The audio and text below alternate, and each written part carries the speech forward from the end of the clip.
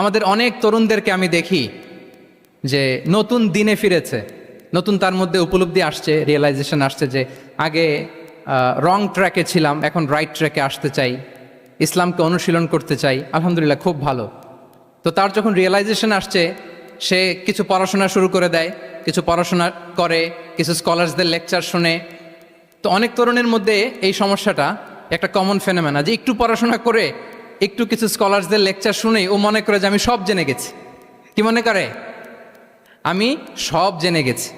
এরপরে এখানেই ক্ষান্ত হয় না, এরপরে সে ভুল ধরতে আরম্ভ করে স্কলার্সদের। সে বলে যে উনি এই ভুল করছে, উনি এই ভুল করছে, উনি ভ্রান্ত, উনি বাতেল। এরকম একটা কমন ফেনোমেনা আমাদের মধ্যে আছে না নাই বলেন? না, অ্যাবসলিউটলি রং। শিক্ষানবিশ যারা, তারা এটা করবে না। কিছুই শিখেননি আপনি, কিছুই জানেননি, এখনো অনেক দূর যেতে হবে আপনাকে। কোনো বিষয়ে কমেন্টস করতে গেলে